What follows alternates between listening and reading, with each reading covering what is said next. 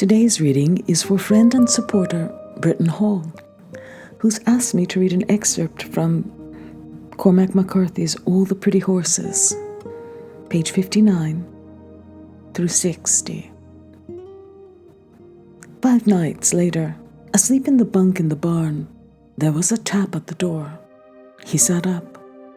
Someone was standing outside the door. He could see a light through the board joinings. "Momento," he said. He rose and pulled on his trousers in the dark and opened the door. She was standing in the barn bay, holding a flashlight in one hand, with the light pointed at the ground. "What is it?" he whispered. "It's me." She held the light up as if to verify the truth of this. He couldn't think what to say. "What time is it?" "I don't know, 11 or something." He looked across the narrow corridor to the groom's door. "We're gonna wake Esteban," he said. "Then invite me in." He stepped back and she came in past him, all rustling of clothes and the rich parade of her hair and perfume. He pulled the door to and ran shut the wooden latch with the heel of his hand and turned and looked at her. "I better not turn the light on," he said. "It's all right. The generator's off anyway. What did she say to you?" "She must have told you what she said." "Of course she told me. What did she say?" "You want to sit down?" She turned and sat sideways on the bed, tucked one foot beneath her. She laid the burning flashlight on the bed, and then she pushed it under the blanket where it suffused the room with a soft glow. "She didn't want me to be seen with you out on the campo." "Armando told her that you rode my horse in." "I know." "I won't be treated in such a manner," she said. In that light, she looked strange and theatrical. She passed one hand across the blanket as if she'd brush something away. She looked up at him and her face was pale and austere in the uplight, and her eyes lost in their darkly shadowed hollows, save only for the glint of them, and he could see her throat move in the light, and he saw in her face and in her figure something he'd not seen before, and the name of that thing was sorrow. "I thought you were my friend," she said. "Tell me what to do," he said. "I'll do anything you say."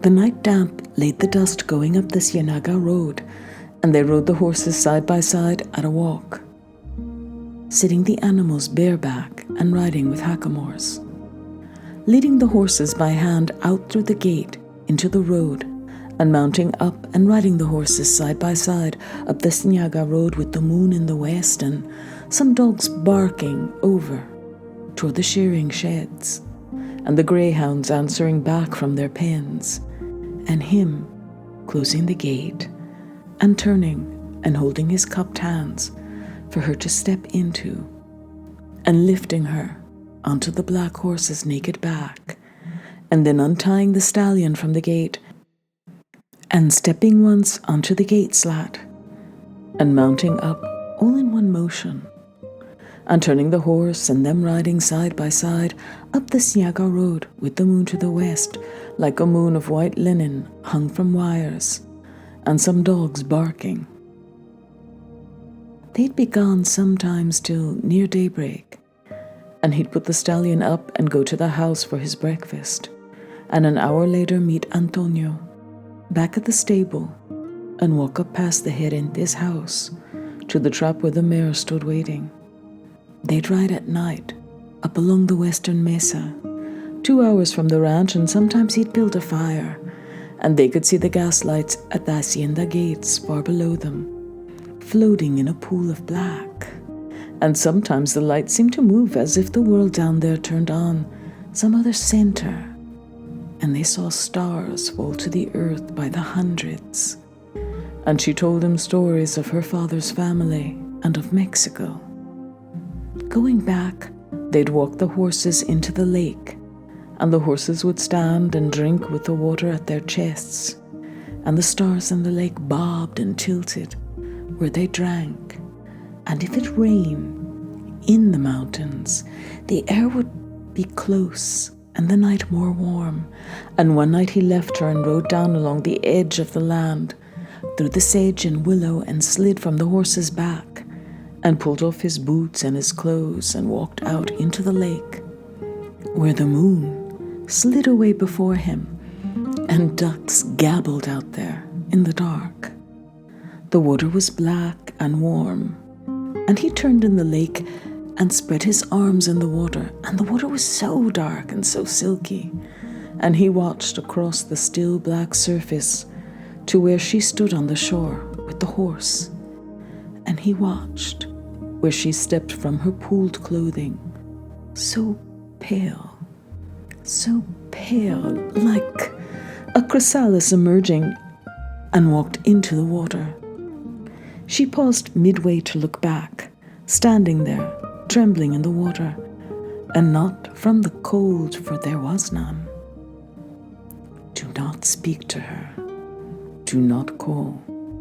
When she reached him, he held out his hand, and she took it.